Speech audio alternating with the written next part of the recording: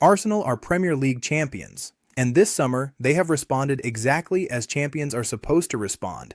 They haven't stood still. Christos Tzolis has arrived to strengthen the left side. Bruno Guimarães appears to be closing in on a move from Newcastle. Viktor Gyökeres is entering his second season after leading Arsenal's attack during their title-winning campaign. Declan Rice is already one of the most important players in the team. Martin Zubimendi gives Arteta control at the base of midfield. Martin Ødegaard remains the captain. And then there is Bukayo Saka. So, on paper, Arsenal looks stronger. But defending the Premier League title isn't a paper exercise. And hidden underneath all this quality is one question that could determine Arsenal's season. Can Arteta make this team more dangerous without destroying the balance that made them champions? Because last season, Arsenal did something extremely difficult. They won the league, but they didn't destroy everybody on the way there. Arsenal scored 71 Premier League goals and won 14 league matches by a single goal margin. That tells us something. This was a team capable of controlling very fine margins. Now the challenge changes. Opponents know Arsenal. They know where Saka wants the ball. They understand Ødegaard's movements. They know Rice can attack the left half space. They know Gyökeres wants service into dangerous areas. So simply repeating last season's formula isn't enough. And Arteta seems to understand that. He said himself this summer that Arsenal needed to identify things they didn't already have in the team. That's why this transfer window is fascinating, because Arsenal aren't simply collecting better players. They're attempting to create different ways of winning. But those new solutions introduce new problems. Tzolis changes the left. Bruno could change Rice. Rice affects Zubimendi. Zubimendi affects Ødegaard. And all of them eventually affect Gyökeres and Saka. This isn't really a transfer story. It's a structural one. Arsenal have built the pieces. Now Arteta has to prove that they actually fit. Case opened. Start in midfield. Because this is where Arsenal's strength could become their biggest puzzle. If Bruno Guimarães completes his reported move, Arteta could have Bruno, Rice, Zubimendi, and Ødegaard competing for central roles, 4 outstanding midfielders. Sounds brilliant, until you actually try putting them onto a team sheet. Zubimendi gives Arsenal positional discipline and control at the base. Rice gives them power, recovery speed, ball carrying, pressing, and those aggressive forward runs. Ødegaard gives them invention between the lines and that relationship with Saka on the right. Then add Bruno, another player capable of receiving under pressure, progressing possession, competing physically, and playing deeper or higher. So who sacrifices something? If Zubimendi plays as the 6 and Ødegaard remains the advanced creator, do Rice and Bruno fight for one position? Do Arsenal play Rice and Bruno together and sacrifice some of Zubimendi's control? Or does Rice move higher and become even more attacking? That's the temptation. But Arsenal need to be careful, because Declan Rice is extraordinarily valuable precisely because he can influence multiple phases of a match. Turn him into something too specialized just to accommodate another midfielder, and you may solve one problem by creating another. The best version of this midfield isn't necessarily the one containing the biggest names. It's the one where every player removes work from somebody else. Bruno shouldn't make Rice less important. He should allow Rice to choose his moments more aggressively. Zubimendi shouldn't make Bruno redundant. He could give Bruno permission to operate higher. And neither should force Ødegaard to spend half the match coming towards the halfway line simply because Arsenal cannot progress through pressure. That's the opportunity. But here's the warning. Against Real Betis, Arsenal conceded 3 times in the first half and lost 3-1. Yes, several major players were missing. Yes, it was preseason. So don't manufacture a crisis from a friendly. But the lesson is still useful. Talent does not automatically create control, and Arsenal's midfield now has so much talent that Arteta's hardest decision may be knowing when not to use all of it. But the midfield isn't actually the hidden test.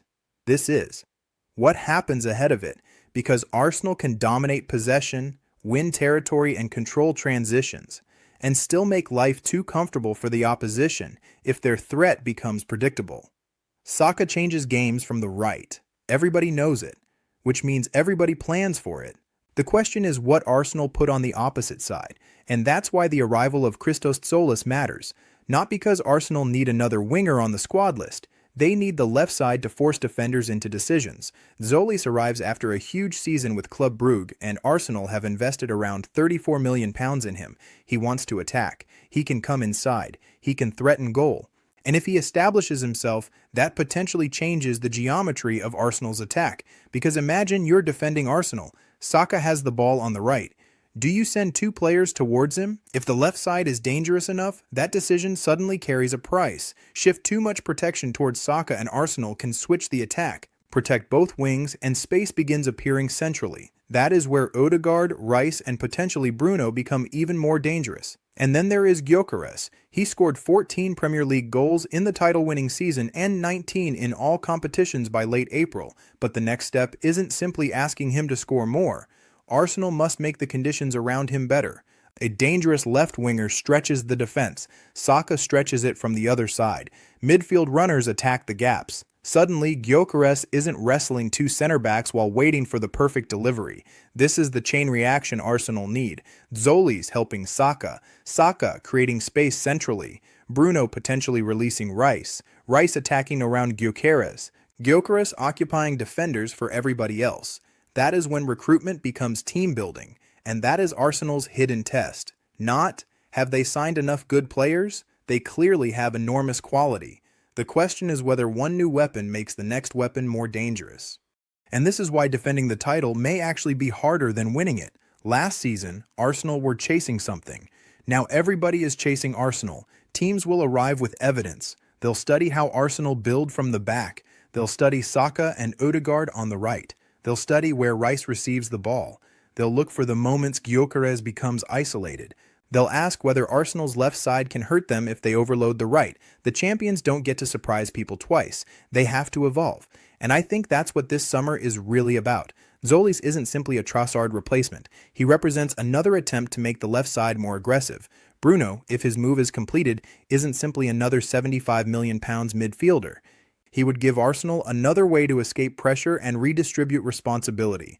Rice doesn't need replacing. He needs releasing. Ødegaard doesn't need pushing aside. He needs to receive the ball more often in the areas where he can actually hurt teams. Gyökeres doesn't simply need more crosses. He needs an attack unpredictable enough to stop two defenders concentrating on him. And Saka shouldn't have to solve every difficult attacking problem himself. That's the standard now. Arteta has already built a team capable of becoming champions. The next stage is building a team capable of changing shape without changing identity. One that can dominate with Zubimendi. Become aggressive with Rice, escape pressure through Bruno, create through Ødegaard, attack from the left through Tzolis, attack from the right through Saka, and give Gyökeres different types of service depending on the opponent. Here is my verdict. Arsenal's hidden test isn't whether this squad has enough talent to defend the Premier League. It does. The hidden test is integration. Can Arteta make all these different strengths connect? Because if the left finally becomes as threatening as the right, if Bruno helps release Rice, if Ødegaard stays closer to goal, and if Gyökeres receives better service, Arsenal won't simply have more depth. They'll have fewer obvious weaknesses for opponents to target. But if Arteta spends the season trying to squeeze every major name into one perfect 11, all that quality could create congestion rather than evolution. Winning the title proved Arsenal were good enough. Defending it will reveal whether they can become something more. That's the hidden test. Case closed. Subscribe to Cannon Casefile because this season, we're not just watching Arsenal defend the title, we're investigating whether they're actually evolving fast enough to keep it.